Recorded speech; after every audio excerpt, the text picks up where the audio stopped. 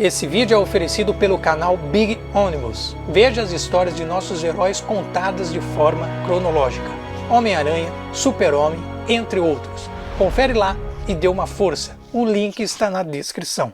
E sim, eu assisti Os Eternos, olha, e confesso para vocês, né, já pensou como assim? O filme é horrível, detestei, odiei, todos os momentos são desprezíveis, ridículos, né? Mas não, gente.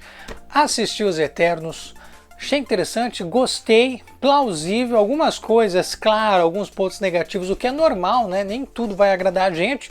Mas talvez aí eu fui bem contra, né, o que a crítica está falando aí e realmente dando votos bem negativos ao filme, que eu acho que, nem chega a ser com toda certeza o pior filme da Marvel. Acho que nada supera, né? Thor 2, Homem de Ferro 3 e tem outros filmes aí que podem entrar no patamar. Eu acho que Eternos está, sabe, ali no meu top 15, se a gente for considerar assim uma certa classificação. Pode até chegar num top 10 porque é interessante, né? É interessante, vocês vão entender o que eu quero dizer com interessante nesse vídeo aqui de primeiras impressões, tá? Amanhã, inclusive, vai ter um vídeo comentando as duas cenas extras, né? Já tô falando isso pra você. Sim, tem duas cenas extras, então não sai antes do cinema. Porque essas duas cenas extras são maravilhosas, são legais pra caramba, pra você ver na telona. Inclusive eu vi um Zé Mané lá, que eu acho que quer dar spoiler, filmando as cenas extras. Vontade de olhar assim pro cara e falar: para, velho, você vai querer dar spoiler, para de ser tonto, para de ser trouxa, cara. Spoiler é a coisa mais chata do mundo que tem. Então, para você assistir esse vídeo aqui, pode ser que contenha algum spoiler, então um alerta para você, tá? Porque eu não gosto de dar spoiler e aqui com toda certeza, se eu for comentar alguma coisa, né, pode ser que em algum momento ou outro eu derrape e caia, né, falando de alguma cena em algum momento, então toma cuidado se você não assistiu ainda Eternos. Antes da gente continuar esse vídeo, comenta, compartilha, deixa o seu like, se inscreva e ativa o sininho das notificações que me ajuda demais. Então bora para os primeiras impressões, né? Que eu separei aqui como sempre por tópicos, né? E o primeiro é gostei. Sim, Gustavo Danoni gostou sim do filme, tá? Foi bem positivo, inclusive a produção também gostou. Ela falou assim, por ser ali um filme longo, né? Até que passou rápido. Interessante, bacana. Então ali a produção também, que eu uso como parâmetro, né? Porque é importante você pegar a opinião de outras pessoas. Teve um casal que saiu no meio do filme, eu já pensei assim, eu falei, cara, mas nunca que eu pago, porque é caro nesse cinema hoje em dia, mas nunca que eu pago e vou embora no meio do filme. E ainda os benditos deixaram as duas garrafinhas de refrigerante. Sejam mais educados, vou gravar um vídeo sobre isso, né? Sejam educados no cinema, por favor, gente. Pô, lixo, né? Joga lá, não custa, tá? Então assim, gostei, né? Segundo ponto, que eu até considero como negativo, talvez, ali nessa inclusão de O Eternos. Muitos personagens. Mas, Danone, é Os Eternos, tem que ter muitos personagens. Sim, concordo totalmente, plenamente com essas palavras, mas quando você tem muitos personagens, por exemplo, no filme dos Vingadores, né? Que você tem ali vários personagens e tudo mais, só que você pega o primeiro filme dos Vingadores, você já sabia quem era o Homem de Ferro, quem era o Nick Fury, quem era a Viúva Negra, quem era o Thor, quem era o Capitão América, né? Eu acho que só não lembrava ali, não sabia o que era. Sabia quem era o Loki, né? Que é o grande vilão ali, no caso do primeiro Vingadores. Você sabia quem era o Hulk, né? Então você tinha um parâmetro, você tinha um conhecimento, sabia que eles estavam na cidade de Nova York. Entendeu o que eu quero dizer? E Os Eternos, ele praticamente foge dessa situação bacana que Vingadores do primeiro filme coloca a gente, porque você não conhece ninguém. Então, no caso, sendo muitos personagens, isso meio que atrapalha o entendimento e o desenvolvimento, né, de quem está assistindo a história.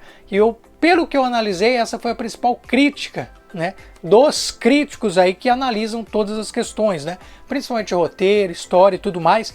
E eles pegaram bastante na questão do roteiro, da história, continuidade e tudo mais. Porque, infelizmente, em alguns momentos, né, você acaba se perdendo. Se você não conhece nada de Eternos, pode ser que você se perca bastante e depois tenha que pesquisar um pouquinho, porque, sério, é um pouco complexa, né, a forma que é apresentada a história. É bem apresentado? Até que é, mas eu acho que é muito rápido. Mas, Anônimo, você fala que gosta da apresentação de personagens rápidas, uma origem bem rápida, mas caramba, a gente não sabe quem que é Eternos, a gente tem que imaginar isso. Então, nesse ponto, acaba pecando, né, um pouquinho. né? É o que nem eu falei aqui, ó, marquei aqui, que é um assunto que eu e Charles Miura conversamos bastante, tá?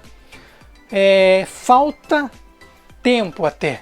Mas não, são quase 2 horas e meia ali de filme, né? E eu acho que poderia ter sido uma série.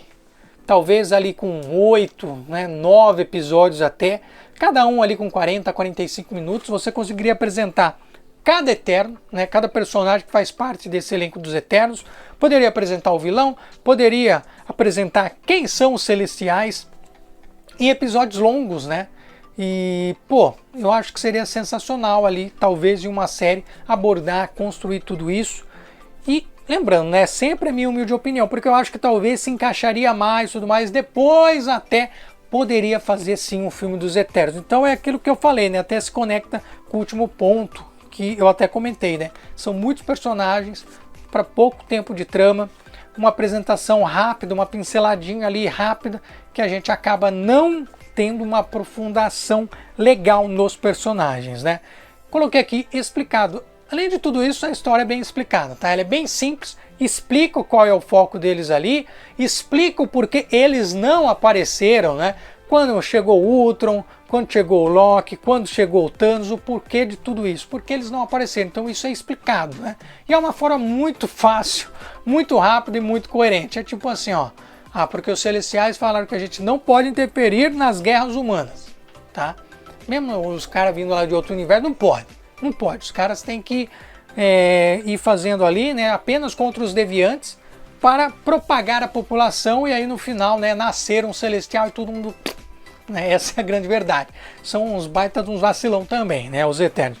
Mas ali no fim tem toda a trama da história que eu achei interessante.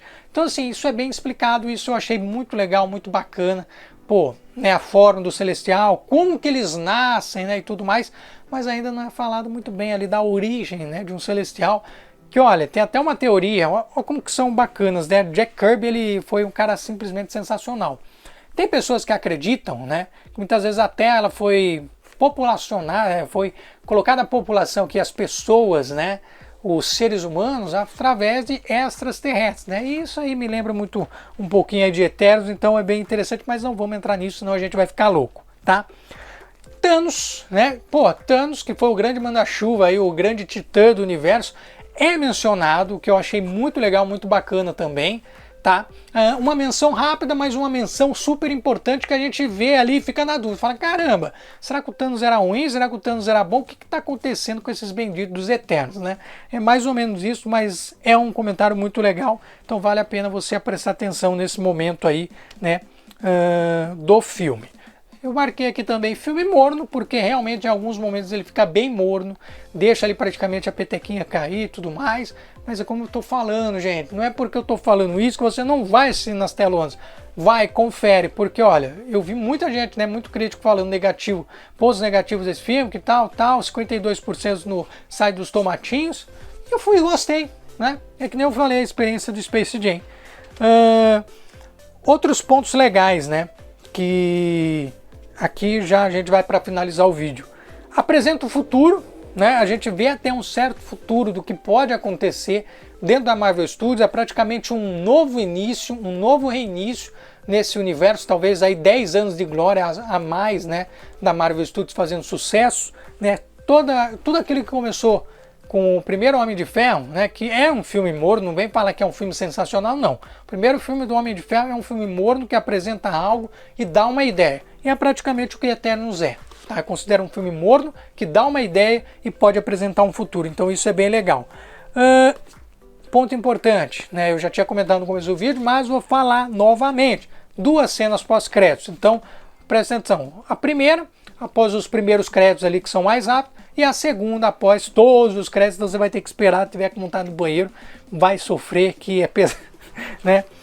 E os últimos pontos, né? E não menos importantes, porque eu considerei até aqui, e isso aqui você vai ter que talvez ir preparado se você é um cara de mente fechada.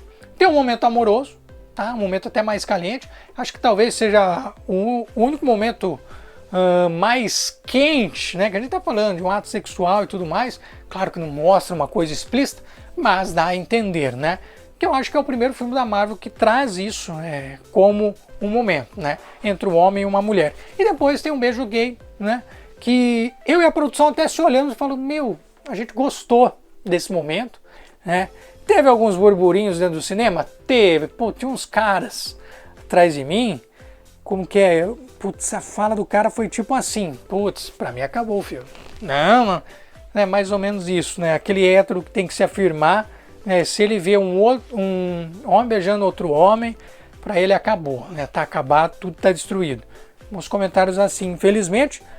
Mas olha, não é forçado, não é tipo, ai, tem que ter isso. Não. É uma coisa tão natural, uma coisa tão normal, uma questão familiar, uma questão amorosa, uma questão de casal que se encaixou, né? Então, e não é nada explícito assim, nossa, que horror. E é o que eu estava conversando com o Charles Minoro. Os pais de hoje em dia vão ter que começar a explicar para as crianças, gente, né? E me faz lembrar muito bem da inclusão do Pantera Negra nos quadrinhos, né? Porque quando foi incluído, tu pensa que todo mundo, é Pantera Negra. Cara, teve muito branco aí que torceu o nariz, falou que babaca, não vou comprar, acabou, a Marvel pra mim acabou. E isso meio que se repete quando você começa a incluir personagens, né? LGBT, bissexuais e tudo mais. Tá acontecendo isso aí com o filho do Superman, onde o pequeno beijo incomoda, né, muita gente. Pequeno beijo, pequeno ali, né? Então são coisas, acho que eu considero muito simples. Se você discorda de mim, eu respeito, tá? Não vamos entrar em confusão, mas eu achei interessante trazer isso aqui pra gente comentar, né, sobre o filme. Danone, vale a pena conferir nas telonas? É claro que vale a pena, né? Eu ali meio que falei, pô, é um filme até interessante, filme morno, fica do médio, né, pro máximo ali, gostei pra caramba. Não liga pros críticos, tá? Eles estão ali para ver outros aspectos. Então, para a minha pessoa, foi uma história muito satisfatória, eu gostei demais. E aí você pode deixar o seu comentário, se você já assistiu, fala a sua opinião, se você ainda vai assistir, fala o que você espera. Você aproveita também para deixar o seu like, se inscrever, compartilhar e ativar o sininho das notificações, porque mais uma vez eu vou ficando por aqui, então até a próxima. Tchau!